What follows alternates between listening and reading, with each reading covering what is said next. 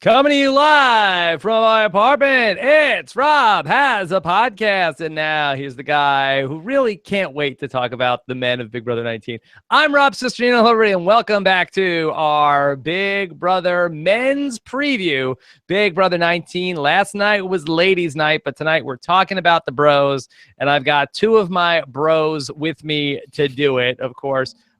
First up, that he is a man that we like to call old reliable, and here he is, and he's got a new look. It's Alex Kidwell with a backwards baseball cap. That's right. I'm all broed out for the night daylight dudes we got going on here. Yeah, new look, Alex. Steamy pot of nude dude to look over here.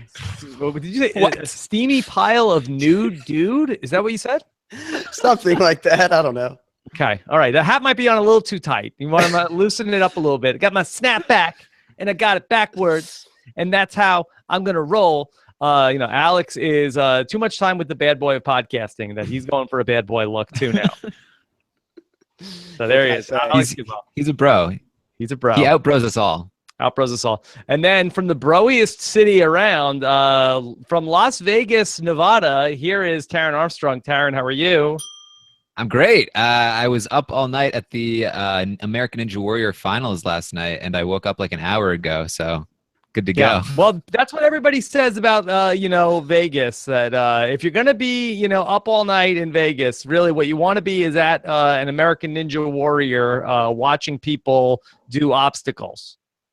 That's really exactly. Number one activity at 4 a.m. in Las Vegas. Right? That's an obstacle course over and over and over again. Typically representative of who I am, Rob. How hot is it there, Taran? It's not melting your circuitry, is it? It was like 118 degrees yesterday. I don't know what it is today. Okay. Very hot for Taran, but it's going to be hot up in here because we're talking about the 8 men of Big Brother. If you missed it last night, we got to our Big Brother ladies preview. We went through half the cast last night. We have the other half coming up. Of course, the LFC, you guys are planning on a get-together, right? Taran, have you planned out when the LFC draft is going to be? We're working on it. We're hoping sometime this weekend, but we're still finalizing how to get everyone together at the right time. Okay, so be on the lookout for that, and we'll see if we have an announcement coming in the next couple of days.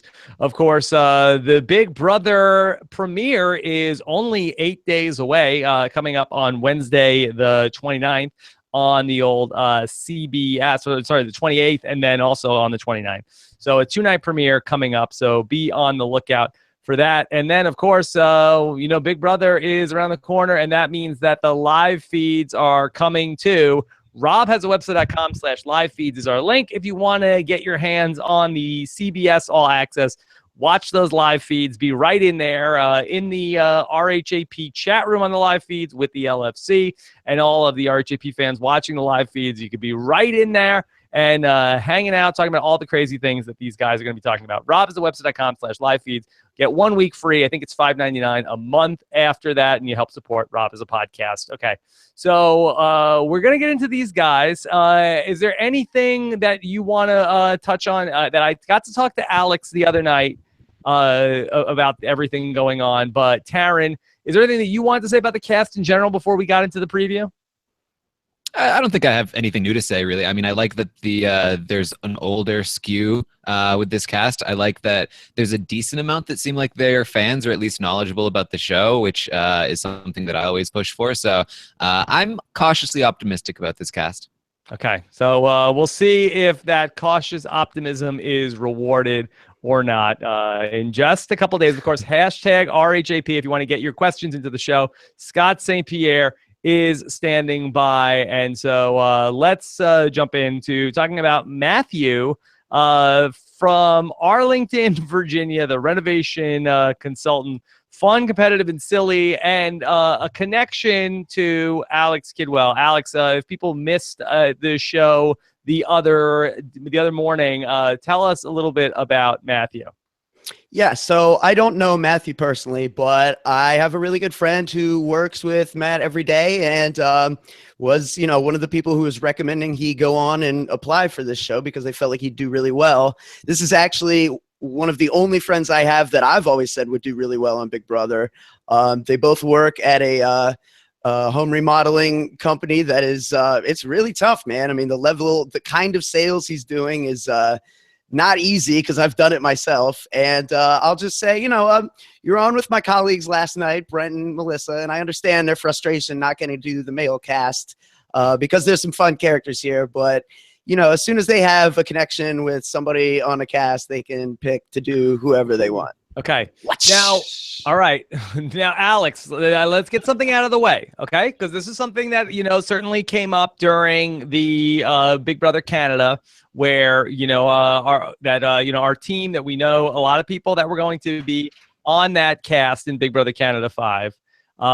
Will you be pulling any punches? Because I've heard from some concerned listeners that you might be giving preferential, favorable treatment on the show to your friend. True or false? He's not my friend. I've never met the guy. So okay, so a friend of a friend. But will you be caving to support from his friends or family? No. Okay. I'm just excited to know that someone's going into the Big Brother house where yeah, I mean, a guy who's talked to him about the show is one of the only people I know who I've tried to say, dude, you should apply for this show. You'd be really good. So I'm just really interested. Next question. Did you give him instructions to target any specific players in this season? Yes I haven't talked to him. Okay. Never all right, good. I want to get this all out of the way. All right. Yeah, no, I have no real connection with him other than we know the same person and I used to work where he works. You guys are Eskimo brothers, correct? let's get Taran's thoughts here. Okay. Well, Taran, do you think Alex, that Alex is Eskimo brothers with Matt? I think it's very clear. Better. Yeah. All right. I mean, yeah, go ahead, Taran. The response to that question tells me this is 100% true. When he's like, "Oh, it's a friend of a friend," we know who this friend is. Let's be clear. Look, man, I mean, he's saying all the right things in the interviews. I don't know that he's a big fan or anything. I don't know that he's ever seen a podcast. I certainly don't think he knows who I am, but he's saying all the right things in the interviews. Expecting Alex Kidwell shout outs as soon as I want to thank my boy, Alex Kidwell, who taught me everything I know. Probably my none Eskimo brother from another mother. The only thing I might be able to claim is maybe in a reverse way, if he does well, I could say I tried to convince the guy who convinced him. Maybe I could try to make that argument. It's a reach. Even that's a reach. Taran, what do you think? When he runs the game and he's super boring, everyone's gonna be like, "Wow, Alex Kidwell is running the house from outside the Alex Kidwell ruined the season. Great job, Alex Kidwell." Yeah, all we need is some care packages now. Okay. And make my funeral complete. We'll see. All right, so let's talk for real a little bit about Matthew. All right, so we got sort of Alex's take on him the other night. So Taran, what is your thoughts on Matthew after you read through his bio and saw him talk with Big Jeff? Yeah, he's kind of an interesting character here. He seems very personal, seems very charismatic. He definitely gets along with Jeff very well. It seems like as Alex mentioned, he seems like the kind of guy that would do very well. He's obviously very handsome. Brent has pointed that out to me many times. I feel like he is the kind of guy that is equipped to do well here. But I think his inexperience with Big Brother is probably going to be a little bit of a hindrance to him. And I don't like that he says he would rather be loved and lose. I feel like his priorities might be in the wrong place, especially for a guy that seems so otherwise cagey. I don't want a cagey guy to also be not paying attention to the strategy and not if you're going to be somebody that's oh, I just want to hang out and be friends with everybody, I don't want you to also be super cagey seeming, because then you're going to get targeted for no reason. Okay. Alex, is this going to be a wild man in the house?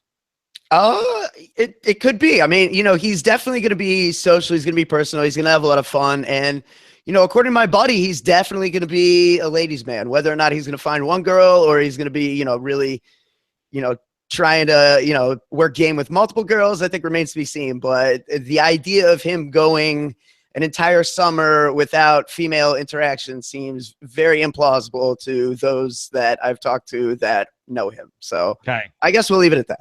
Got that? Yeah. Okay. It's not much left unsaid. Yeah.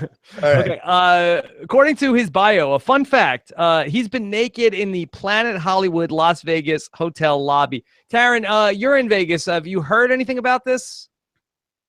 Yeah, I mean, they talk about him all the time here, like this crazy guy. He did this amazingly crazy thing. It's so quirky, and everybody loves it.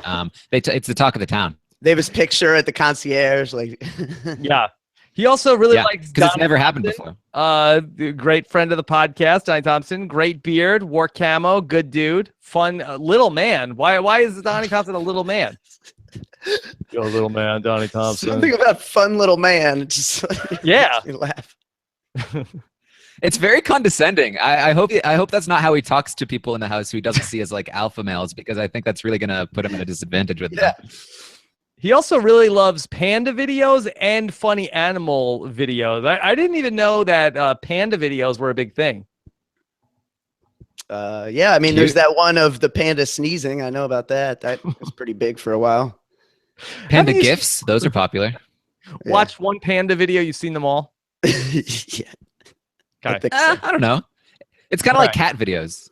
Well, until I see, yeah, I guess you never know. I mean, maybe one day we'll see one solving algebra, and I'll have to readjust my opinion. I'll be forced to. Okay. All right. So last night we ranked everybody on a scale of friendship to pissed. So, Taran, what are you thinking about Matthew? I'm kind of in the middle here, so I think I'd go in the middle, which is never cared, I believe. I think he has upside for sure, but I also think he has a lot of downside. So I'm kind of like right. I wouldn't say never cared, because I do care. I think he's either one or the other, but I'm in the middle as opposed in terms of like what I think. Okay. All right, Alex. What about your boy? Has to be friendship. Yeah, I mean it does, but. Even if I didn't have the connection through Pat, I would still say friendship, because I just like what I'm hearing from the interviews. I think he seems like he has a winning personality.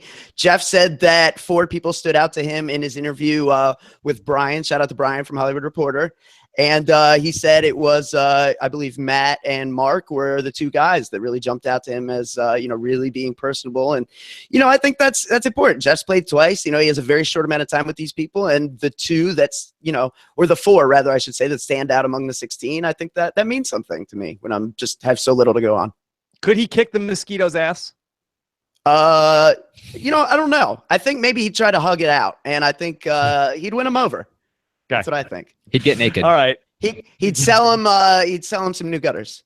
You don't want to be naked around a giant mosquito. Would you rather fight a giant mosquito one time? You don't want to. Or that's even keeping the relationship the same, Rob. Yeah.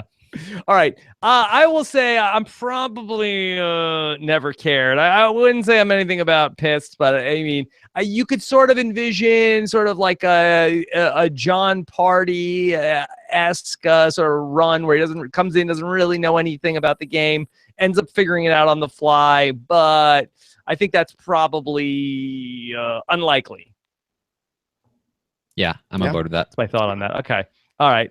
Let's talk Alex about. is disappointed. We'll Sorry, see. Alex. We'll see what happens. Look, this is all just speculation. He could go deep. A week from now. He could jace it up and be gone the first week. It could absolutely happen. I'm not going to say it can't. Okay, let's talk about Jason, our rodeo clown, who gave, I think, the shortest answers out of anybody. There's some people in their bios, there was like a page and a half. His entire bio, I think, is like 30 words. So he is the rodeo clown who is charismatic, ambitious, and athletic. His favorite activity is predictably rodeo. He is worried about using the bathroom. I don't know necessarily what aspect of using the bathroom is concerning to him. But they asked him, do you have a strategy for winning the game? He said yes. Congratulations. Yeah. And he also He's said already playing. Storyteller extraordinaire. My stories are true, very handy, very creative, and infectious. How can a story be handy? That story is not going to fix my sink. Well, maybe the story is about fixing the sink. Well, Did I tell you about one time the handiwork was leaking? We'll see how handy his stories are when he's in a house covered with ants. I'd call that practical at best. It's still not handy. He had a Still, great the story labor about still his needs to strategy be to win done. the game. Yeah. So let's talk a little bit about Jason and his turn with Big Jeff. Taran, what'd you think? Well, right off the bat, I kind of liked. He was like, "So wait, is it official that I'm on the show now? Like, is this good?" Like, he was very cautious about like. I liked the caution. I liked the sort of he wasn't willing to just like immediately spill everything. He was like, we're good, right? I think that's good instincts for playing the game. That said, he's never really seen the show, and he really doesn't want to prepare at all, which, probably not the greatest thing, especially if you're the kind of guy like he is, who's not really probably going to be able to relate to the other house guests very well. I doubt any of them have known a bull, whatever he is, does things with bulls, rodeo clown. Like, like how is he going to relate to all of these city people, these millennials, 30-something-year-olds? I feel like he needs a little bit more of a game plan here. I would like him to lie low and use this whole like clown thing to his advantage. But he's not saying that. He could have good instincts, which I do think he may have displayed, but it's hard to tell. Okay. Alex, what's your take on Jason? Yeah, I mean, the thing he said yes in the bio, like, I was willing to give him the benefit of the doubt. Like, all right, maybe he's cagey and he's just, but then when Jeff, like, once you get to the verbal interview and you can't really elaborate, I think it becomes pretty evident that when like the screws are put to this guy and he's forced to make difficult, nuanced decisions about like the social mechanics of the house for his own betterment in the game, that's going to be something that I think there's going to be, boy, that's a head scratcher one or two times here this season where I think Jason's just going to be kind of like operating without the full deck of cards. But also I think that, might be a reason why he's not a threat and he's not taken out early because, as we've seen before, like if you're perceived as in any way a bit of an outsider or as someone that's not seeing everything that everyone else is seeing, the big players can kind of like avoid targeting you right away because they don't necessarily worry about you rallying other votes or picking up pieces. Do we see Jason as being somebody who is very popular with the viewers in the same way? Does he have Donnie upside in terms of popularity, Taran? I saw him more as a James, to be honest. I mean, he's even just like a clown. I see him as somebody who's going to be trying to be funny. I mean, I think his entire goal of being on the show, he talked about, this is the dream for rodeo clowns. Like, I would rather lose and be loved because that will open more doors to me going forward in my life. He's on here to be a big character, and I think he's going to try. Whether he succeeds is something that we're going to have to find out. Yeah. I wonder if this will be the first season that like, oh, by chance, there's a unicycle in the house. Look at that. Like, how about that? You go ahead and do what you do. So, is that a common activity of the rodeo clown, the unicycle? I have no idea. You're just vamping on that. Yeah. Okay. Yeah, we'll see. I don't have a lot to go on here. He could be popular. I mean, I think that he certainly is different than the other people that are in this house, and by that nature, that somebody who can entertain and sort of help pass the time is going to be helpful. And if he's not going to get involved in the social politics, in a lot of the same way that I talked about Ty going into the Survivor season, if he could just be like this nice guy who's lovable, who everybody enjoys spending time with, I think he'll do really well. But when he tries to get really involved in like the scheming and the plotting, that's where he finds himself in trouble. So if he can sort of just like stay out of the way, especially if he doesn't know what he's doing, then I think that that's probably the best course of action for him until he gets his feet under him. And I'm not talking about when he's riding the unicycle. Yeah. Yeah. And to I agree with clarify, that. he could ride a unicycle. Just because he doesn't mean he can't. All right. Chat room. I think he could go far, but I don't see a lot of winner upside with him. No. Okay. So on the scale of friendship to pits, Alex, what do you think? I think, I got to go never cared. I think Taran just said it. I like him for the jury. I don't like him for winner's equity, as you like to say. Okay. All right, Taran. Yeah, I got to go pissed. I don't care about big characters. I just want to see strategy, and I don't think he's going to bring that. Pissed! They asked him, what would you like to take into the house and why? He says a trampoline, a radio, And Olay, my bull, he's my best friend. He's best friends with a bull. That seems like a solid strategy. You only have so many options. It could gore your opponents. I mean, how good is his social game if his best friend is a bull? I mean, you would think if he had a really great social game, his best friend would be a person, right? Somebody would say, "Hey, he's so good socially that he can even befriend bulls." Okay, from that perspective. All right, let's keep going and let's talk about Cameron Hurd. You heard. Here we go. Heard that. Let's talk about Cameron, the microbiologist. Very into Rubik's Cubes. Nobody else has done a Rubik's Cube since 1987, but except for Cameron, he's been doing all of them. He knows everything about Rubik's Cubes, and he has a lot of plans. He's really has a very extensive bio. He likes to bicycle ride. He's coming in. I feel like that he is, we're seeing him a lot as people are talking about, is this a new Ian? I think that maybe he's less Ian and more Johnny Mac. What do you think of that, Alex? Interesting. Although I think Johnny Mac was very good at laying low, and everything I get from Cameron seems like he's going to want to be a big player. I mean, he talks about how he's a snowboarder. He wants to win the competitions and make big moves and be confrontational if it comes to it. And, that was certainly something Johnny Mac was good. Like, people would come at John and he would just laugh or bite his tongue. And I wonder if that's the big difference. I think Cameron, I almost maybe more of a Ronnie Talbot for me, in that he comes in saying all the right things and seemingly being a multi-leveled, multifaceted threat. He's intelligent. He knows, history of the game. He's watched RHAP. Like, he's clearly a big fan. But there's just like something about some of the things he's saying, and some of the, that he says he has a hard time avoiding confrontation. Like, I think that's a big red flag, and there's not a lot. Again, we don't have a lot to go on, but of the little we've seen, I think Cameron is like maybe a little bit of fool's gold for me, in that like he should do well on paper, but I don't know that he will.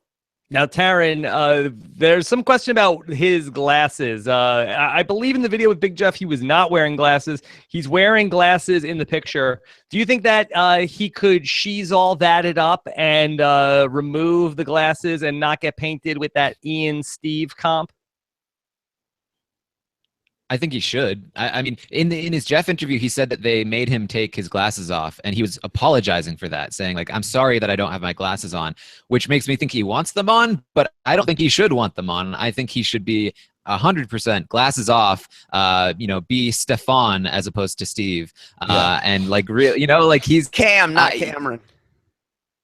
Exactly, especially coming right off of, Steve being a recent winner. Ian, like Steve had the whole Ian thing used against him many times, but he was able to get through it. I don't know if somebody like Cameron can get past the image of a nerdy guy, because he doesn't have, or he seemingly doesn't have, the weaknesses that come along with that. The reason why people are like, Steve, he's so dangerous, he's like Ian, but he's also like teddy bear. He's also like this really harmless guy. I don't know if Cameron has that same angle. I don't think people are going to see Cameron as harmless.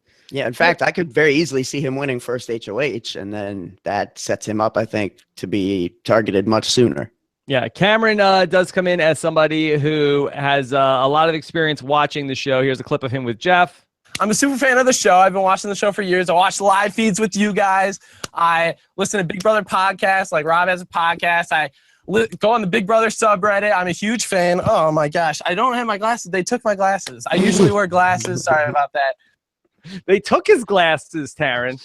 Yeah, yes, they took him away. Don't hold that care package against him just for that. It's not his fault. Should like when they took the cigarettes from Kent. Glasses. Yeah. Okay. Boy. So hopefully that they'll let him have his glasses in the house. No, hopefully they don't, because I think he'll do better without them. Withhold.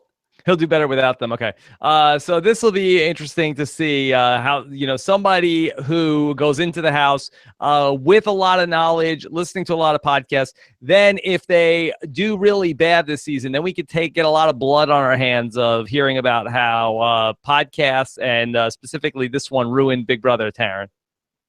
well, I feel like they're more likely to say we ruined Big Brother if he does really well and just like dominates the game and makes it really boring. Who's more likely to get us heat for ruining Big Brother? The guy that Alex knows or the guy that says he listens to this podcast?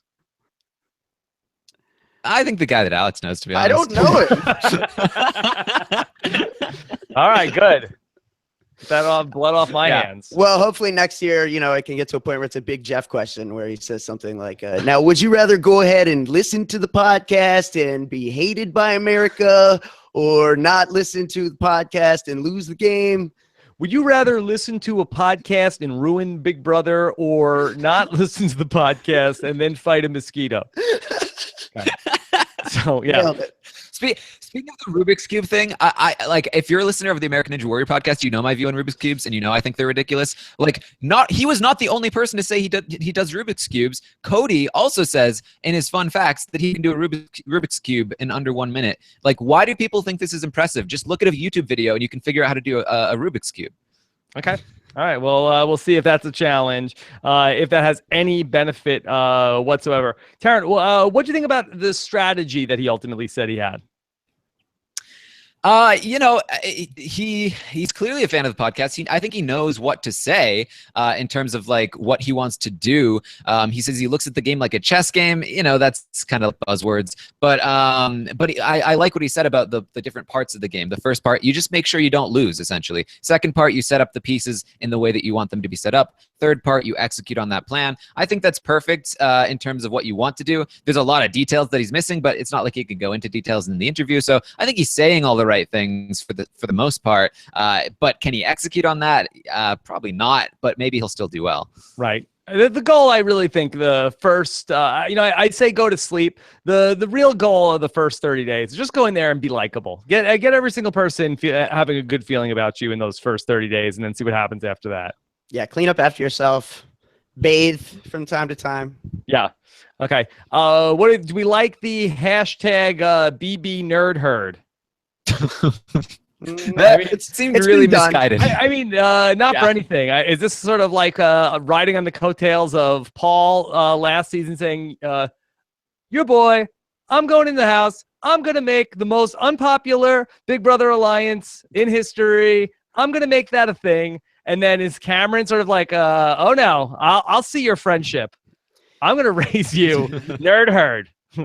Yeah, well, Maggie's legacy is strong even today. It lives on. Do you think the producers are trying to like erase that from their history? We have friendship and the Nerd Herd, but we're just gonna we're co-opt those. We're taking it back. That never happened. Yeah. Retcon the Nerd Herd. Retcon friendship. Next season, somebody come in. They're coming for season 15. Yeah, next season wants somebody to come in. Yeah, my nickname is Cappy. That's what all my friends call me, so we'll go with that. All right. Friendship the pissed. Taran, what's your thoughts on Cameron? I think he's saying all the right things. I think that the fact that he is a fan, that he knows the strategy, I think he seems decently personable. Just on paper alone, I think I have to go friendship. I think he's got a lot of upside.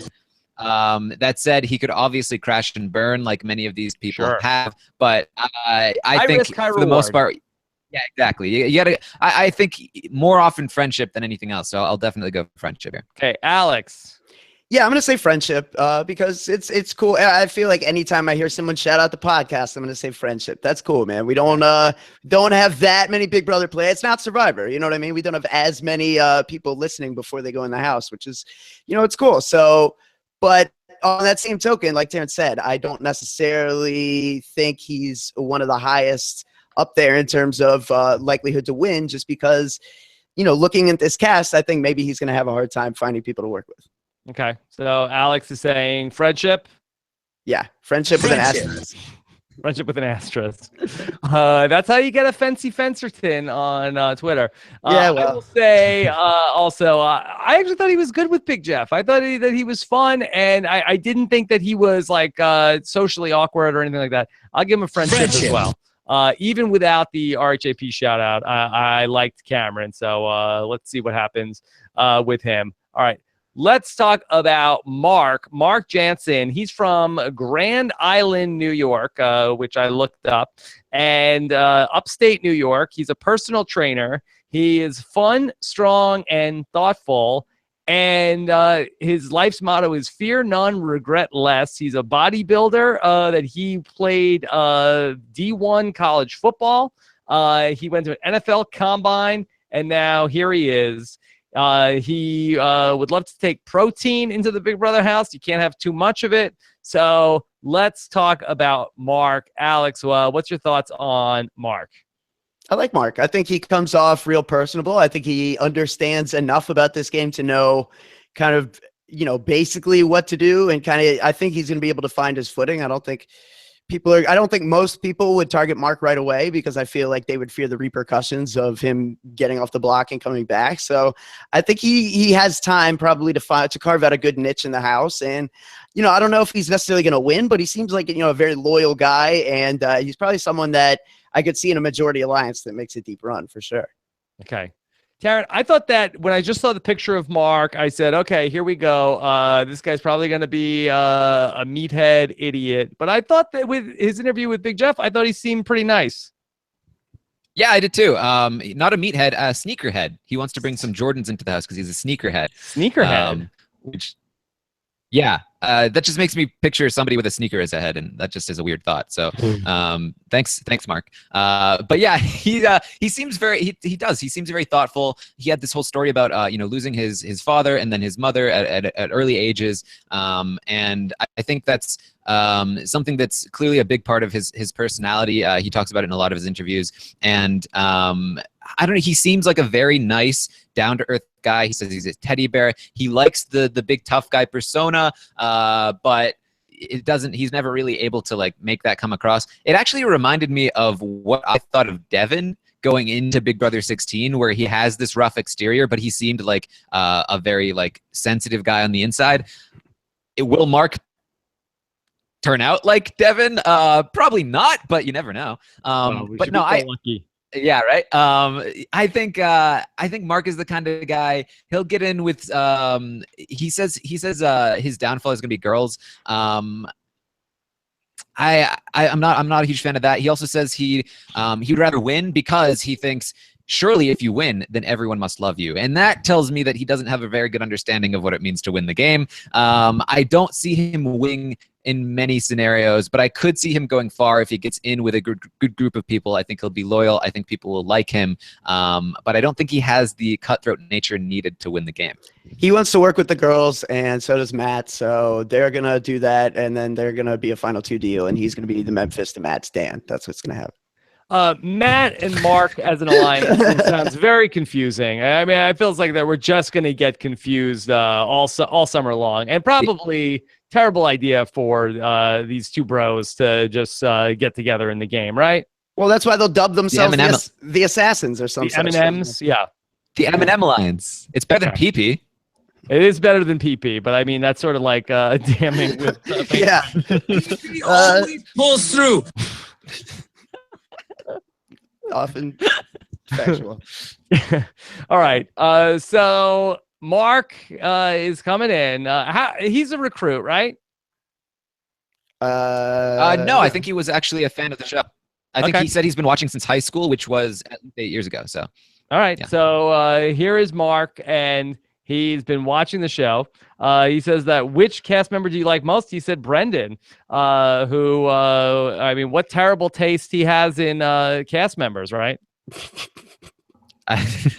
Yeah, Brendan, the worst. No, he's in the chat room. I'm messing. I'm messing around. You set us up for a joke that nobody wanted to finish. Yeah. Okay. So that being said, okay. Mark, friendship to piss, Taran. I will go never cared on this one. I think like I said, I think he could go far, but I don't think he has a great chance to win. So Brendan in the chat saying he is a genius. So Brendan, friendship for Brendan, but never cared for me. Never cared. Okay. Alex. I'll say friendship. I think he is a good casting choice from the simple standpoint that he represents like a big physical imposing competition type of archetype, but he clearly seems like he's going to have a social game much more so than some of the people we've seen in there. He's not going to be a Jeremy in there. So I think that's right. good. But did we identify Jeremy was going to be a Jeremy going into it? Like, I'd love to sort of like watch those preseason interviews. We're like, oh, this Jeremy seems like he's a nice guy. Like, he's a nice guy. He's not going to be like, but you know, it's like a weekend and you know, that are we getting a bottle of wine in here tonight? And people lose their minds. He's yelling at everyone to guard their meat. Yeah. What's going on? Yeah. So I'll say friendship. Sneakers. Right. Friendship. There's no reason not to like him yet, but I mean, it's just like that. You just like all of these elements on their own seem innocuous enough, and then we like start pouring them all in the container, and then everything could go haywire. True. Yeah. Okay. All right. Let's talk about. Speaking of haywire, let's talk about my boy Josh Martinez. A little bit of a confession. About 6 months ago, I was contacted by Josh Martinez. He said, you know, I'm in the casting for Big Brother. Rob, I want to come in and intern for you and teach me everything you know and load it into me and then take me under your wing. So and so we've been working together for 6 months. I hadn't said anything to anybody. And so we have constructed the perfect Big Brother contestant in the laboratory. Nice. He was totally sponging from Ica too. That interview. No, I wish. Here's Josh. And he's ready to go. Okay, Josh, from 23 from Miami, Florida, gave one of the greatest interviews of all time to Big Jeff on Monday. Here's a quick clip from Josh talking to Josh coming in to talk to Big Jeff. Que hola, mi gente. My name's Josh, 23 from Miami, Florida, baby. Woo! This guy is jazzed up. Let me tell you. He was repeatedly like Jeff had told him before we started, okay, no swearing. He could not stop dropping F-bombs to save his life in 5 minutes with Big Jeff. He could not even control it for a couple of minutes. And he's ready to go here coming into Big Brother 19. People have said that he is some combination of Devin and Glenn. I mean, you could add all of these elements together. I could not be more excited than I am for Josh coming into this season. Woo! I can't wait for people to assume the connection between you and Josh is stronger than the one between Alex and Matt. Yes. We'll see if I was joking around or not. Okay. He is really pumped up. He's crazy. He's adventurous. He's down for new experiences. I had tweeted yesterday that I can't wait. Thank you in advance, Josh, for giving us the best week of live feeds ever before he inevitably is the first person voted out of the house. And then I was told that, no, well, actually, Rob, that there are no live feeds for the first week of the house. So this could be a Keith's Angel situation where we miss the best week of live feeds of the season. No, That's very true. Don't put that out in the universe. Yes. He is jazzed up and he is on the block already and he's out the door and he is evicted. Sorry. This guy would fight the giant mosquito. No questions asked. Yeah. No. If he had the choice of would you keep your relationship with mosquitoes as is or would you fight the giant mosquito? Would you rather fight a giant mosquito one time and get your ass whipped by it? He's the one that Jeff is actually asking the question to. Listen, he says, would you rather fight a giant mosquito one time and get your ass whipped by it? Yeah. Or would you like the relationship that you have and never get bit again? Or do you like the relationship that you have with mosquitoes right now? He would rather wait fight for the second part. No. He's like, he did like it was the question could have been, would you rather get your ass beat by a giant mosquito or would you rather get $1 million? Like he already said yes to the first part. Yeah, well, I don't know. Maybe there was sounds like fun. There was a conversation we missed off camera where he's like running in like, man, I got all these mosquito bites, man. Mosquitoes in Florida, man, they're ridiculous, man. And Jeff's like, all right, let's do something with that there. He's triggered. He's triggered from being in Miami with all the mosquitoes. So he's ready. Yeah. He's ready to go. Some say they're practically dragons. Woo! All right. They're big down there. They're big. All right, let's put it on let's take Cameron's rose-colored glasses and put them on. Okay. Paint the upside for me, Taran, for Josh. I think that maybe like an A baller kind of thing where he's like kind of like crazy and abrasive, but people just see him as Josh. Like that's Josh, just Josh. He's having fun. He's not a threat to anyone. He's just a crazy person. Like we don't need to worry about Josh because he's so impulsive. He's he's so maybe even like a Zach Rance kind of thing where he's talking about like I want to go in there and betray people and be ruthless, but when he gets actually in there he doesn't really have the tools to do so he doesn't seem like much of a threat, so he goes kind of far. I think that's probably the most upside we have for Josh. Like Justin from BBOTT.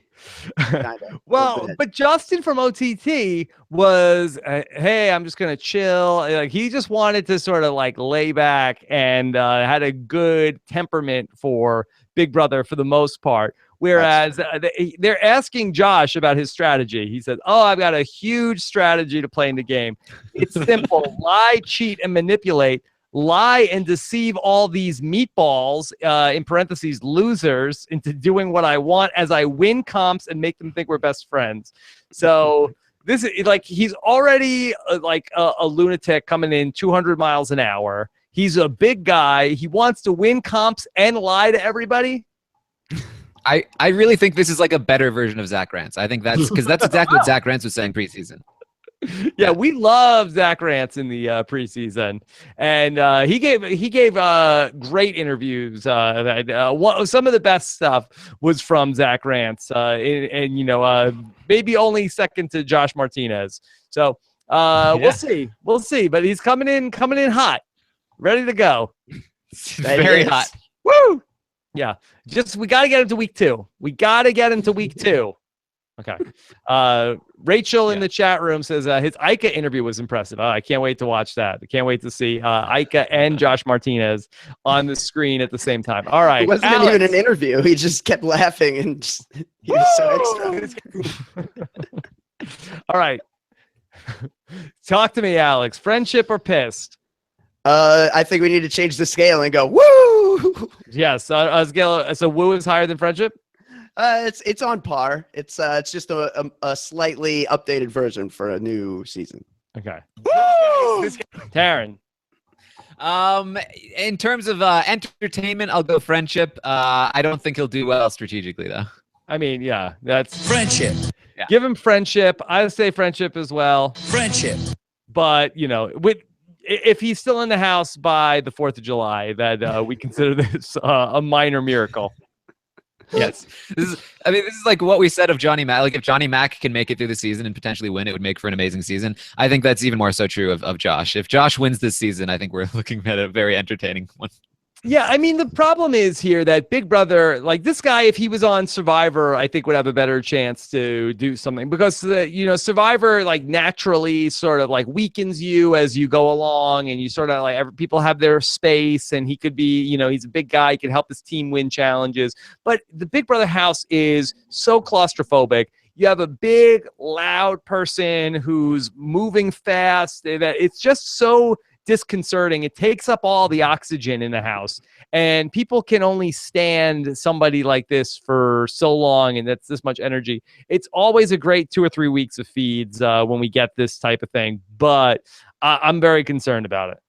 Yeah, he's going to have to take well-timed naps to avoid overdoing early on. Yeah, it's like when Zach was able to come down off the block when he was just spent enough time sleeping that it was enough that his alliance was able to change things around. Yeah, so I'm going to disappear for 56 hours. You guys let me know what's up. Right, so if Josh could sleep like 17 hours a day, that could be pretty good for him. Yeah, let's go with that plan. Yeah. Okay, all right. Speaking of Zach's alliance, let's talk about the My brother Cody. My brother Cody. 2.0. Here he is. Let's start with maybe the Cody that sucks. Taran, is that fair to say? Sure. Yeah, I think that's probably true. Okay. Here is this Cody, and that we talked a little bit last night about some of the women that I don't know why they're here. I don't know why this guy is here. I don't know, but why is that? Can somebody explain this to me, Alex? He's we always get this guy. What are you talking about, Rob? Where have you been? I mean, what is this guy? That I think this guy's the aforementioned villain. vanilla yogurt. Vanilla yogurt? That's what this guy. And we don't have enough vanilla yogurt already? I don't think he's been. This guy is here to be hated. I really think that's true. I think that he is here for everyone to hate. He is like the Pauly of this season. He's here so that he pisses off like half of the audience. Yeah. Okay. So we're gonna hate this guy? I think so.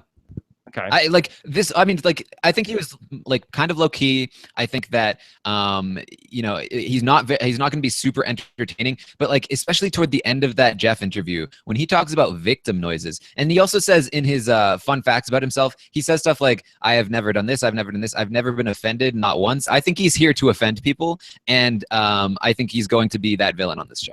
Yeah, he talks about the victim noises with Ika too. It's a real selling point of his. I have never heard of victim noises before Cody came into my life. Have you guys? Is that a thing? Maybe I for thought he made it up. For guys who are more alpha than you and I, Rob. Is that it? And they look at the noises we make throughout the course of our days. And victim noises? I think that might be all I make. Yeah. Yeah.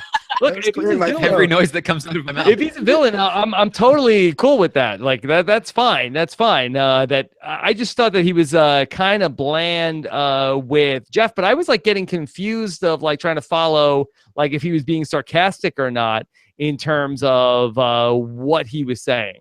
Yeah, I don't know. I just think, he had this line too in his bio that like, I don't negotiate with terrorists about whether or not he, compromising the game or something like that. And it's just like, yeah, he just really seems like someone who's too straight up for this game. His whole, just everything about him makes me think of the one moment where Mike Lutz is like taunting Evil Dick to the point where Dick's putting him on the block and like he's like willing to go home for his principles. Like, that's what I think about when I look at this guy and read what he has to say. Someone's going to send him home for his prey. He's going to like take the bullet that really should have gone for someone else. Cause he's like, I don't know, he's going to Clay Honeycutt it. Okay. He seems very opinionated. Like he says things like, I'm a father, and I think it's dumb when fathers come on this show and they say they want to teach their kids about integrity. Granted, I agree with him, but I think he has an opinion on like everything here. He doesn't cry. He's like completely adamant about the fact that he's not going to cry. I really like. He really just seems like this like alpha male, opinionated, offensive kind of character who's going to do something that pisses off the fan base and who's going to like try to run this game in a lot of different ways and not be like super entertaining while he does it, but definitely be somebody that a lot of people like to like pile onto. Okay, I'll take that. That boring is the biggest sin that you could commit in my book. That doesn't sound that boring, Taran. If he's really creating a lot of drama in the house, he doesn't need to be loud to do that. But if he's gonna decide to consciously be a villain, I'm totally cool with that. Yeah, I think that's where we're going. I think the question with Cody is probably less like, will he win the game, and more like, will calls be placed to Plano, Texas this season to try and get a vacancy in a construction sales rep position over there? Yeah. So I feel like that. Does he have like a Beast Mode Cowboy type upside, or that Beast Mode Cowboy was sort of came in and wanted to be a character? That's like the opposite of what Cody wants to do. Yeah, it's almost like Cody. He's to his credit, he's more go with the flow, right? Go ahead. Sorry. I know, Cody seems like he definitely has a game plan going, and he's watched the show. He knows the game. He even like when he talks about showmances, he says that he doesn't want to get into showmance unless he feels like that's what he needs to do to get in with people. It seems like everything that he wants to do in the game is to further his game. But I think that, again, like his opinionated nature is going to come out and get in the way of that. But I do think he's somebody that's going to be actively trying to play a lot. So it's going to be like I really think Paulie is probably the best like recent comparison, where Paulie was doing pretty well, but then the kind of abrasive side of him came out and ruined his game. I think we'll see a similar dichotomy here with Cody. Okay. He's never taken the selfie, never worn cologne, never worn a suit. Do we hope that he gets sort of a punishment like Paul had last season, where he had to be the Secret Service guy and he will have to wear a suit? Well, does like silly, beaver costume count as a suit? Is that a beaver suit, a suit? Yeah, I can't. If you break my streak, I never wore a suit. All right. All right. Friendship to piss, Taran. What do you think? Well, I definitely want to see him have to do a punishment where he has to wear a suit and cologne and take a selfie and then cry, and he'll be so annoyed about it that he'll be offended. And we'll just get all of these out of the way, so that he's done at least one of them each. I honestly, I think I'm going to hate him, but I'm excited. I'm kind of excited to see what happens with him. So I'm going to go friendship here. And I know that's like crazy against everybody in the chat. And like I said, I think I'm going to hate him on the show, but I think I'm going to enjoy hating him on the show. So okay. That's what I'm doing. All right. Alex. Pissed. Okay. Pissed. I was pissed that I think Taran talked me into a never cared. No, I'm not pissed anymore. I'm back in. I'm intrigued. I'm gonna go back and watch him with Big Jeff. That was sort of like he came in towards the end of the 3 hours of sitting there, and I might have been a little punch drunk by that point. So I need to come back and go watch Cody again. Okay, let's talk about another interesting figure in this season. It's time to talk about Kevin Schluber. 55. He's a stay-at-home dad. He's got 7 kids, and I'm concerned about Kevin. I think that Kevin has been abducted from his family. He does not seem to know what happened. It looks like that he was taken away from his family and his kids, and they're putting him into this house. I think he has no idea what he's coming. He does not seem to really understand what he's getting into, why he's going in there. Like Karen in Big Brother Canada. She came in. She was a super fan. I talked to her before she went into the house. I was like, oh, okay, I got it. So she's a big personality. Taran, I'm a little confused about what Kevin is doing here. Well, he has these YouTube videos where his daughters just like stick a camera in his face and show him like K-pop groups. And I feel like this is just a big extended version of that, where they were like, go do Big Brother for us so that we can like watch you being filmed to doing this thing that we enjoy that you have no idea what you're talking about. That's exactly the vibe I got from Kevin. They promised me enough money that I could refinish my kitchen. So I came. So I'm here. Let's do this thing. It was really bizarre, like him with Jeff, where like he was just like he was really like grabbing Jeff close, like he was like had Jeff like there like a prisoner, like he's like he's like grabbing Jeff by the arm. He's like, you're not going anywhere, sonny boy. And he was like going on and telling, he's like he says he's got the best stories, and that he won't do a Christopher Walken impression, but he looks like Christopher Walken according to Big Jeff.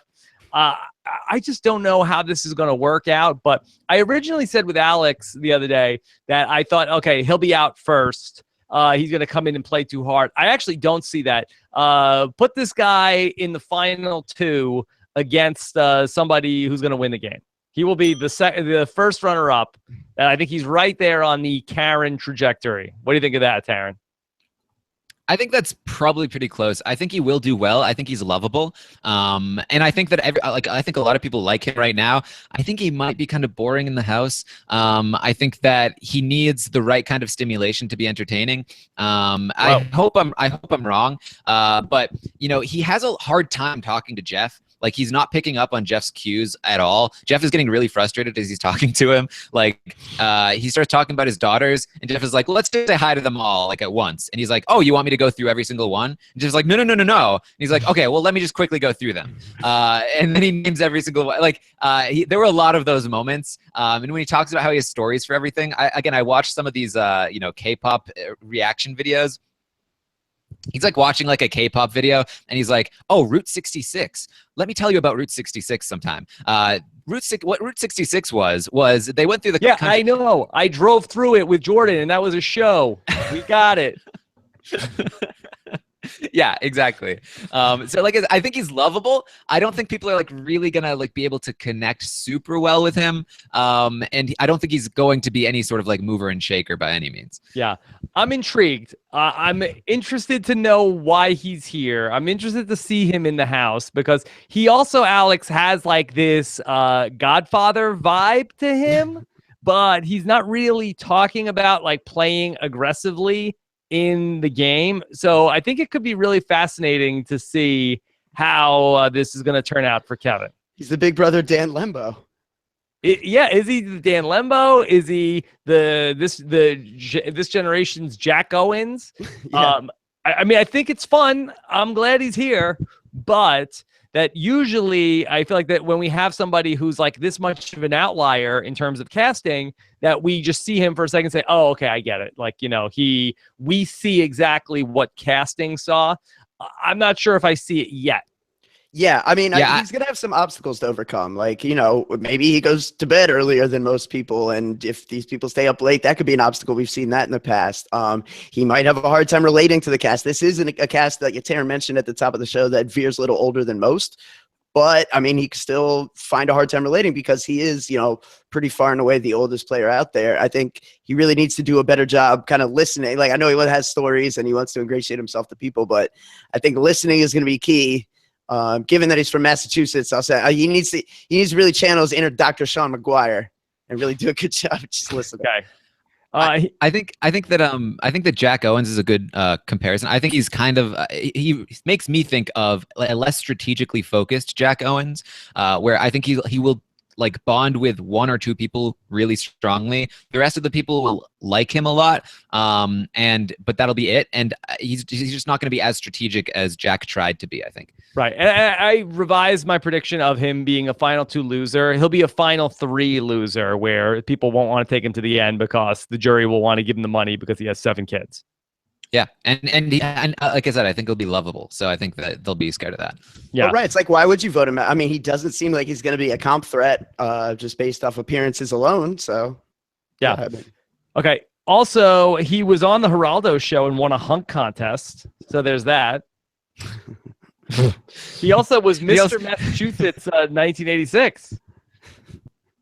Yeah, I can't wait till we see these Instagram posts for Throwback Thursday. Yeah, so that'll be coming up. All right.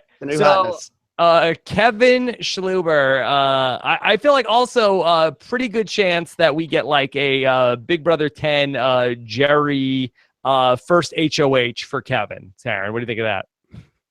It's definitely possible. Yeah, I mean, I don't know. It depends on the comp. Like, if it's an endurance comp, I don't know if he's going to do that well. But if it's something where people can give it to him, I think he would be the person that everybody says, well, let's give it to Kevin because he seems like a nice guy. Mm-hmm. So do we know anything about his sort of background with Big Brother? Do we know? Was he recruited? Did he watch the show? He sent in his daughters or his on a dare, right? His family told him, we want you to do this. Like I said, it's like they stuck a camera in his face. They're like, do this for us for our entertainment.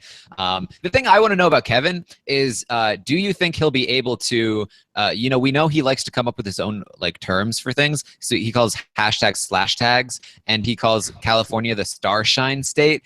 Is he going to try and reinvent some Big Brother lingo here? Okay. Will we hear him say twits when he means tweets? Yeah. So you think that he's gonna say like they have a thing called have-nots. I call them haven't. Like, yes, exactly. Like, wait, why? Well, that doesn't make sense. Like you're going on the chop. Wait, you mean the block? Wait, what are we doing here? Yeah, that'll be good. I think that we're gonna have a lot of fun with Kevin this summer. Okay. I hope so. Yeah. All right. And Kevin's daughters are in the chat room. They say that he is not a recruit. There you go. Okay. Not a recruit. Right. Send in that tape. He's ready to go. Yeah. Give us any other piece of insight that we could use to find out more about Kevin. And I think he's going to be fun to watch play this season. We have a quick question about Kevin. This is from Steven. Who's the most likely to work with Kevin? What do we think? Does he end up bonding with a bro? Does he end up like sort of like having like the Jack and Erica relationship, Alex? Hard to say. I think, well, I mean, he could go a lot of different ways, I think. I mean, I think, what he needs to do is be amenable to work with the people who seem interested in working with him, because there's going to be some players in there naturally who aren't looking at him because they're looking at like girls their age and who are the cute boys that aren't wearing shirts, and they're not going to be paying attention to Kevin right off the bat. So I think anyone that's, open to, approaching him and engaging him from, just like an open sense of dialogue, like that's who he needs to want to move forward with. Flexibility is going to be the key. Okay. I think he has so many daughters. I think that he will much more easily bond with the women. I think he would totally find there's going to be one woman there who just like really likes him, and I think there's going to be a strong bond there. Okay. Let's take another question. This is from Nostradamus Ben. Can our nickname for Kevin be the Godfather, a mix of William Dafoe in Spider-Man and the Godfather? Okay. Okay. Oh, the Goblin. Okay. Yeah. Yeah. I think it's a little bit of a reach. A little bit. Although I like the Willem Dafoe comparison. Yeah. Okay. Let's talk about one other guy who's going to be on the season. Actually, we have one more question on Kevin. So, okay. Let's go and take Ramses. Here is Ramses. 21. He is friendly, quirky, and energetic. He is a cosplayer. Taran, they asked him which Big Brother cast members do you like most. He said Dan freaking Giesling. Yeah, of course. Yeah. Who else? Okay. All right. So here he is, Ramses. Alex, what are you thinking? Oh wait, hold on. We didn't do friendship or pissed for Kevin. Are we all friendship on Kevin? We'll give him benefit of the doubt. Sure. Okay. Yeah. Friendship. Okay. All right. Let's talk about Ramses. Yeah, so I think, it's probably like I like Ramses, I think, more than Cameron on paper, but I think they both kind of represent the super fans from this male half. You know what I mean? Like they're the two that, and of course they're the two with glasses. Like it's a tale as old as time at this point. Like, if you're trying to figure out who's studied this game, just look around and see who's wearing them when you get in there. But I think he has a lot of potential. I just worry about him overplaying out of the gate. He seems really excited to want to play the game and get in there and mix it up. And he knows what to do. I think the question with him will just be, can he execute? Can he find the people that want to work with him that allow him to make the moves he's going to want to make in there? Yeah. Okay. Taran, how are you feeling for Ramses? Ramses with an S. I like Ramses a lot. I enjoy him. Do I think he's going to do well? I don't. I think he's talking about his social game a lot. I think he's relying way too much on it. I'm not sure that his social game is going to do well, especially in this house, which is skewing older. He is kind of young here, and he has this very bubbly personality, and I don't think there's a lot of bubbly personalities in this house, so I'm not sure that's gonna like mesh well. He reminds me a little bit of like Team Fun from Amazing Race. Well, yeah, I've seen that as well. He's like if Team Fun from the Amazing Race had a baby, that would be Ramses. Yeah. I love that he's a super fan. This is their kid from the future. There you go. Yeah. 1 meter is all the way up. I love that he's a super fan. I just wish that translated more to like talking about knowledge of the game rather than just like knowledge of past house guests and like being able to throw shade at Big Meech. Like there's a lot of that going around. Yeah, there is. I mean, hey, he's in on the right vibe, right? He's on the same wavelength as Will Kirby, so yeah, he's like, I'm gonna do everything that Dr. Will does, starting with coming for Big Meech. Yeah, everyone's a critic. I think what he needs to do is be like a younger brother kind of figure where he gets taken under the wing of some people. I don't want him to be somebody that comes off as shady in any way. I think that's possible for him. As long as he seems harmless and he seems he doesn't get on people's nerves, I think he can be taken kind of far, and then maybe he can step up his game as a super fan, as somebody that's hopefully studying a lot. He can have that kind of trajectory. But I'm not super confident going into this particular cast for him. So I think the interesting thing here with Ramses is you have Ramses and you have Cameron, the two people that could potentially get painted with that Steve or Ian. Okay, get rid of this guy because they're early or because they could win, and they could get targeted early. But do you think that both of them end up with that sort of target on their back, Alex, or does it end up with they're both like trying to paint it on the other one and the other one is able to move on? Yeah, no, I think one of them probably should make it somewhat I mean, like there's going to be probably a majority alliance formed within the first few weeks to try to just like get to jury. I mean, that's what we often see except for the seasons where really the divide comes down to personal feelings and two sides of the house that just hate each other and isolate themselves and don't really even talk to each other. So, I mean, on that note, I think it'll be a situation where whichever one of them kind of sticks their head out the furthest, I think, is probably in the most danger. So, like, if Cameron comes out and wins a competition because he's this snowboarder and he wants to show his athleticism in addition to his ability to solve the Rubik's Cube, then I think he's in more trouble. But I think, we could conversely see Ramses come out and really play, the Brian Hart, Audrey type of just play, 2 months of Big Brother in a week or two. And, feeds come on and we find out everyone's already talked about the final 2 deals he's made with everyone. And he's already had his spot blown up. So, I think it could go either way. It just depends on who's playing hardest, fastest. Now, one thing that I was not impressed with from Ramses, that Jeff asked him, all right, do you have any hidden talents that you can do? And so he talks about this in his bio also. When I poke my cheek, my lip twitches. This was the most unimpressive thing I've ever seen in my life. Yeah. It was bad. And it was awkward too. You see it? It's like Jeff was like, I'll take your word for it there. Yeah, sure. Whatever. Yeah. I wrote down not good under pressure because like he's asked this question and this is the best thing that he can think of and like he can't even sell it well. He's like, this isn't even like a talent, but here let me poke my cheek. It really didn't come off very well. I think he is absolutely the kind of person who if he's asked a question that he needs to lie about, he's gonna be like Nicole Franzel style, like what are you saying? I can't remember what you said. It's not an impressive talent. He should lose that. Yeah. Should lose that. Cut it Look, out. Don't do that anymore. Look, hey, see what I'm doing? I've got 1 and 1 and that's 2. Yeah. So I don't know about that, Ramses. I would lose that if you can. Learn a new stupid human trick. Okay. All right. Do we feel like, is there a scenario? Does he have Steve upside, Alex? I'm sure potentially because, he knows all the things. You know what I mean? He's studied the seasons. He knew who Ica was immediately. He's the only person where with the Ica interviews, when you come in, he's already talking and it's immediately clear this is someone who knows who this is. I mean, this is a student of Big Brother. So, yeah, we've been wrong before about these people. They've proved us wrong before and done very, very well. But the key is somebody that's this young, like he is, who's 21, who knows everything, that he's super vulnerable in the first month. That in the first few weeks, this is when Ian is like climbing under couches and everybody is laughing. And Steve is like the closest he came to going home was in that first week. That if he can survive into August, he's got a great shot at this thing. But if he is somebody who comes in sort of like really, a super young, super excited, if people sort of say, okay, and he's also got that nerd vibe that they say, okay, he could win if he stays around, then he's in a lot of trouble. If he can make it a few weeks, then he's got a really great shot.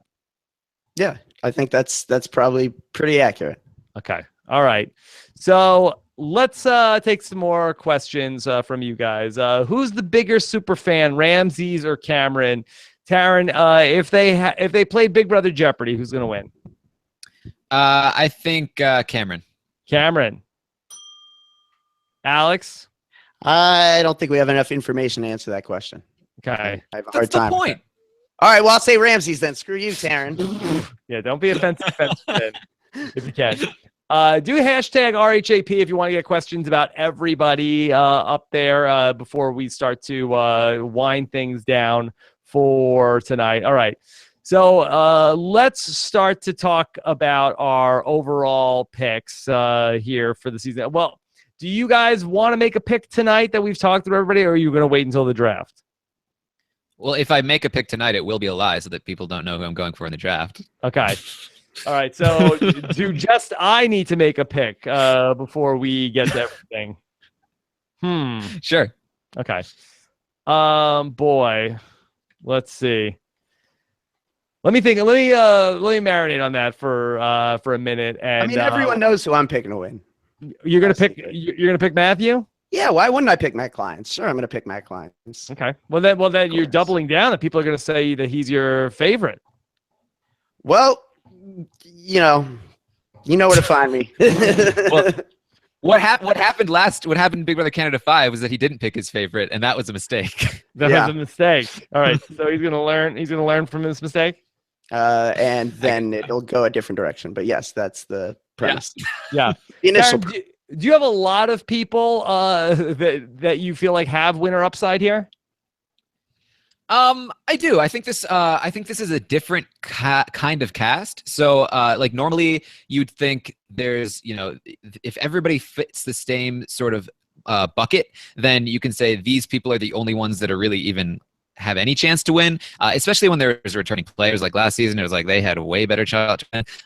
But I think the field is pretty open here. I think that there are some nerdy guys, but they have some downsides too. I think there are some beefier guys with a lot more potential than some of the other people. And a lot of these people are fans, so I think that also changes the dynamic. So I'm definitely willing to say that I think the field is a bit more open than it usually is.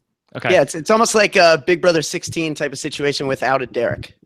Okay. All right. Let's talk a little bit. Last night, I allowed Brent and Melissa to each talk about one observation they had from the guys, something that they wanted to highlight.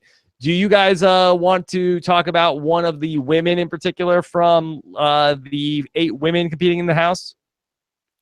A note or something you came across that we didn't touch on last night?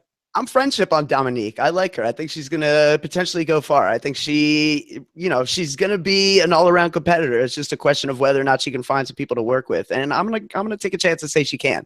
Okay. So I'll bring a different perspective to the table on that one. Taran. Yeah, very, very controversial take there, Alex. I think I guess I should point out the Ninja Warrior reference. People have been tweeting me. Jessie Graff is like the star of American Ninja Warrior, so that's an interesting thing. And then also it was a Jillian who talked about American Ninja Warrior in her bio. I thought that was interesting. Yeah. Okay. Yeah. All right. So I need to make a pick. I will give you my pick tonight. I won't make you guys wait for it or for the draft. I really want to go with Cameron, but I won't. I think that's too much of a jinx to put on him. So I will go with somebody who I think that maybe this is a interesting field, a fun field, but maybe not a lot of people with a winner upside. So I'm going to go with the person who I think is well-rounded and very capable. Seems like that they are going to come in with a purpose. I'll go with Christmas. Chat room saw it. They saw it coming. Thought you were gonna say Josh. Yeah, that's. I wish. But Yeah. look, if I'm gonna play the field, enthusiasm. right? I'll go with Christmas. Why not? Okay. Are you going for the Christmas Cody final too? Christmas Cody final 2. By the way, I did pick Nicole. Can I get credit for I picked Nicole last year to win? Yeah. Check the archives on that. I mean, that was my. That sounds right to me. I mean, what are you auditioning for the LFC now? No, is that our thing? I'm just saying. I heard you last night. This is more for That the was the archives best. for my wife when she says that I never get anything right. I just want to say. All right, we'll put it on the board, Rob. Once we had the 4 returning players who came into the house, I said, okay, this is my official pick. Nicole is my pick to win. Okay. All right. So let's. I want to take some questions from the listeners as well. Scott's got them up. Here we go. Here is one from Brendan, who says, now that you guys have gone through the guys and the girls, who's coupling, showmance, fomance, bromance, nomance. Okay. Let's talk this through. Taran, do you have a pick for a couple in the house? A couple? I mean, you got to think that Matthew goes for Jessica, right? Matthew and Jessica. Okay. Could see it. Yeah. You could see it. And like I said, I happening think right now. Cody. Yeah. I think Cody probably probably tries to pair up with Christmas. He says he wants to go for like a really physically dominant female. I think that obviously Christmas fits that role. Does Christmas like Cody though? That's the question. I'm pretty sure she's married. Cody? I think Christmas is married. I thought there was not like a showman's wedding kind of thing. scheduled for like September, but then she told Big Jeff she was single. I think there's actually a lot of nuance to that statement you just made, Rob. I think it's a very, very layered mystery, in fact. Okay. All right. We'll see. The relationship status of Christmas. All right. New mystery novel. Okay. That's why Stephen Big King's Jeff is working trying on to it. get to the bottom of Facebook statuses. Yeah. I mean, yeah. Go ahead. I think they'll pair up. I don't know. I don't like because, like I said, I don't think Cody is super interested in a showmance if he doesn't have to, and I'm not sure that Christmas is super amenable to that either. But I do think that they would be like a pair. That they team up. Okay. All right. Let's take another question. Island Girl, were you surprised how many house guests were Big Brother Canada fans from the Ika Wong interviews? I have not watched Ika's interviews. I do love me some Ika Wong, and I will watch them all before we get to the start of the season. Did you guys check those out? Yeah. Okay. So what are the highlights? I mean, yeah, I think it was definitely clear that, certainly it was very, very abundantly clear that, Ramses knew who she was. And then, certainly from the way it was presented, it seemed like Josh knew who she was and a couple other people knew who she was. I'm willing to give it the benefit of the doubt, but also I think it's important to keep in mind that the way the interviews are done, it was like about a minute and a half each person, and it really kind of like comes in from something. So who knows, like what we saw before, like they might have introduced her as Big Brother Canada's Ika Wong, at which point we could have seen a bit of like Alex Au, like, oh yeah, I recognize you. My glasses were just nearsighted. You know what I mean? So hard to entirely say who really recognized Ika based on that lack of like, we don't see them meeting her. Okay. All right. So we'll see. All right. Kyle Dorr says, which of the men do you assume is going to be the most disappointing strategy-wise? Well, I mean, it's hard to say. Like, if somebody comes in and is like the Devin of the season, would you say they're disappointing strategy-wise? Yes, but I don't think so. I think that's wise. Yeah, I think when you talk about disappointing strategy-wise, you're probably talking about somebody who you either are rooting for a lot and then they fail, kind of like a Paul, or somebody that's just like really boring. Right. I think it's really boring. I think it basically like come in and be like a Clay where they're sort of like not really doing a lot strategy-wise, and then they ultimately are giving up their game. Yeah. So. Yeah. I think maybe Jason. Jason. Okay. Yeah. It's tricky. If we're limiting it only to the guys, I hate to say it, I think it could be Kevin. You could see him like a Joe Del Campo type situation. Yeah. You can definitely see that. We'll see. And I'll say Cody. Okay. Edmo says, will there be a Glenn/Jody this season? I talked about this the other night. Taran, do you think that there could be potentially somebody who goes home this Thursday or next Thursday? I mean, it's certainly possible. There's a lot of Big Brother to show with no eviction if there's not that happening. But I don't know. That's kind of a weird thing. I guess if they want to do more buybacks, it's definitely possible. I hope not. But I would put the odds at like at least 30%. Yeah. Wow. I mean, you just reminded me the battle back did allow them to have an extra episode. That's a thought. Will they show up at Victor's house in Louisiana and take the belt away? That's what I want to know. Yeah. We need this again. Yeah. I wonder if we could send somebody out on Thursday, but then give them that opportunity to come back, because otherwise we're going to have 2 hours Wednesday, Thursday, an hour on Sunday, an hour on Wednesday. So we're going to have 5 hours of Big Brother before we even get to one eviction. Like, that's a lot. That is a lot. I mean, that's as a fan of the show, I would love to see 5 hours to introduce the house guest before an eviction. But the fact that that's the case means it's not going to happen. So yeah. Okay. There's a question from Kirsten who says, can you make sure to talk about how Cody looks like Jim Carrey in Dumb and Dumber tonight, please? So Kirsten was saying this on Twitter. Alex, you buying or selling that Cody looks like Jim Carrey in, what is his name, Lloyd Christmas? Lloyd Christmas Abbott. Lloyd Yes. Christmas Abbott, yeah. Yeah, I mean, he really, the haircut's definitely there, and the vacant expression is there for sure. So you're batting pretty close to 1,000, I suppose, already. All right, and Taran hasn't seen that movie. No, I've seen that movie. Right. Rach says, based on current fan reaction, most overrated and most underrated guy. Okay, this is fun. All right, most overrated guy, Alex. Oh, most overrated guy. I think the Big Brother community tends to rally around the super fans from the cast bios. And just because I feel like I've seen some things I'm not loving, I'm going to say Cameron. Cameron, okay.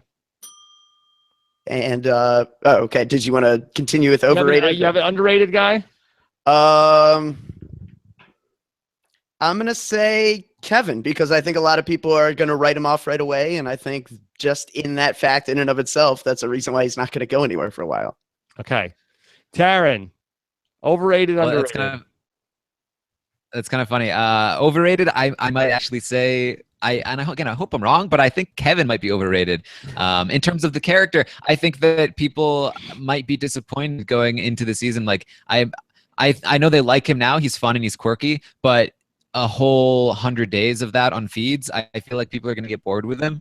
And I also think maybe Matt, a little bit overrated in terms of what people are hoping from him on the season. Underrated. I think people are underestimating Cody's potential for entertainment and villainy. Okay. Yeah, I'll agree with that. You talked me into Cody. I mean, I don't know. Is anybody really rating people that highly from these guys? I mean, I guess I might say that Josh could be overrated because I don't know how he could live up to the hype at this point, but I think he can. I think he has a shot. He has a real shot to do it. Plus, I think a lot of people are expecting him to go out in one of the first 2 weeks. So if he manages to outlast that, he's almost playing with house money from that point. Okay. All right. Then this is from Terry Lynn Conley. Taran, are you going to the NHL awards? Come on. Is Taran Armstrong going to the NHL awards? No. Thank you, Johnny Mac. Okay. Thank you, Johnny Mac. Okay. Mr. Robot Taran wants to ask, which house guest will receive a cease and desist letter after the season? From who? Who are they getting cease and desist letters from? From a showmance? Is that what they're getting? Is that what it is? That's all I can figure. Okay. So many choices. Okay. All right. I'm going to assume that that's still probably the last question that we have.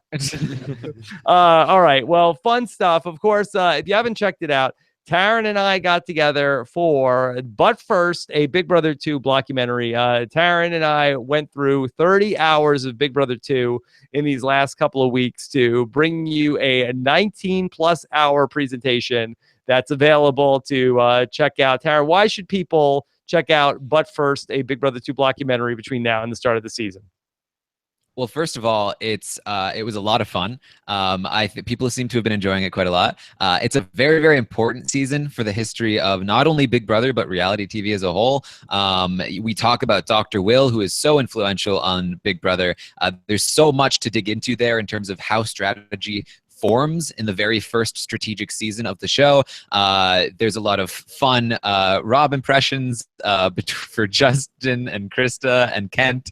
Those are all great. And yeah, I mean, like, even if you haven't seen the season, just like if you like Big Brother, if you're listening to this podcast, you clearly like Big Brother a lot. So go back and look into what it was at the very beginning and where all these things come from. It was really a lot of fun, and I think it's hopefully very informative. So check it out. We've gotten a lot of good feedback on that. So thanks to everybody who's spent the time listening to that. Go to robhaswebsite.com/BB2 for that. And of course, I mentioned at the top of the show, but you can still get the live feeds of CBS All Access. robhaswebsite.com/live feeds. If you want to wait a little bit and then get your week free and give it a shot, you can do that as well. Okay, Scott tells me we have a couple of late questions. Who's the most likely leader of the majority alliance? Alex, you have a thought on that? Matt. Matt. Okay. As good as anyone. Why not? Man, you're really overhyping Matt. I feel like that if Well, I were you, I would play it like, I don't know how he's going to be. He might be I okay. really don't. Yeah. I really don't. But he seems social. He seems personable. I don't know him any more than I know the next person, but I know kind of what he does for a living, and I know that he did well with Jeff, and that's as good as anyone else has given me so far. I can't wait for the Reddit threads about like Alex Kidwell, so biased this season. Yeah. Unbelievable. Yeah. Well, Trying to do you a that's favor fine. here. Yeah. Oh well. Giving you advice. Okay. Aubra says, who will be America's most hated player? Cody. Cody? My brother Cody? My Eskimo brother Cody? Matt. No, I don't know. I have no idea. Yeah. Okay. I think it could be Matt too. Yeah. It could be. All right. All right. Good. All right. Fun stuff. All right. What's the hashtag tonight? Matt. Matt's the hashtag? No, it seemed funny to say it the 3 questions in a row. Right. All right, yeah, here, let's marinate on I that. got Give the nothing. chat room a chance to catch up.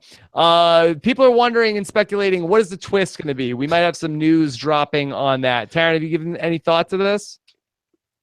No. Okay. I don't want there to be one, Rob. Why would I give it thought? Okay. Yeah. Well, you can't will it to not existing, Taran. I can try, Rob. I can try. Well, just wait until we get that house tour and they show off this not so beautiful new trailer in the backyard. Woo! We know what that means. Yeah. Why, you think a roadkill is coming back? Something like it. I could see it. Yeah. I think, Yeah. something that allows them to have, I think above all else, something that allows them to have a Sunday competition, allows them to have a competition every day of the week seems very important to CBS. I think they're done. I think they're done with Roadkill. I feel like everybody forgot that Roadkill was even on last season. I don't think roadkill is going to come back. Yeah. I don't think I could see Battle Back coming Beep, back, though. Yeah. Oh, I mean, yeah. Battle back. I thought you said battle the block and we were about to have words. Okay. I mean, No, could there be some sort of could the battle back exist on the Sunday show? Could they just do it as they go along? Is that possible? Possible. Yeah. You I know, suppose. where if we can have an eviction the first week and then by that second week have 2 people competing and have the battle back happening on Sunday night. And also the battle back house is like OTT and we have feeds of that on All Access. Yeah, I don't know if we're gonna get double feeds, but that might be interesting. So, all right, we'll see. I'm sure that people will flip out whenever we see what the twist is gonna be. But just remember, whatever it is, that it'll last for 3 weeks, and then we'll move on to something else. Yeah. Try not to get too triggered, everybody. All right. So, what's the hashtag officially? Do we have anything?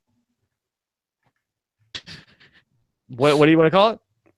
Eskimo Brothers. Eskimo. Hashtag My Eskimo brother Cody. Lloyd Christmas Abbott. What do you like? Lloyd Christmas Abbott. That's pretty good. The Godfather. Okay. All right. Taran, I like that there was a comment that I saw earlier in the chat room that people said you look like you're at Starfleet Academy right now. Right? It's pretty cool. That's He good. does. Oh my God, he does. All right, we'll go hashtag Lloyd Christmas Abbott in honor of Kirsten's observation about the other Cody. So we got a lot of stuff. Alex, you want to tease what we're up to tomorrow? Yeah, so tomorrow we are talking to winner of Big Brother Canada 5, Kevin Martin, around Kevin Martin. Yes. Yes. Okay. Yeah, go ahead. Take it from there. No, that slithering snake, that we'll hear what he has to say, but it'll probably be, don't trust anything he says. No, we're very excited to talk with Kevin. So glad we got a chance to do that before we get to Big Brother 19. It's a long time in the making, so be on the lookout for that as well. And then just a lot more coming your way as we're getting ready for our march to Big Brother 19. Be on the lookout for when the LFC is getting back together to talk and do a draft of the Big Brother 19 competitors. Okay. Yes. Yeah. Yeah. See if I finally lose. All right, there you go. All right. Thanks so much to Scott St. Pierre behind the scenes. Anything else I need to throw out there? No? Okay. So much fun over the last 2 nights. Thank you guys for checking us out live at 1,000 people watching these live shows. So greatly appreciate all the support and looking forward to a very fun season of Big Brother 19. Take care, everybody. Have a good one. Bye.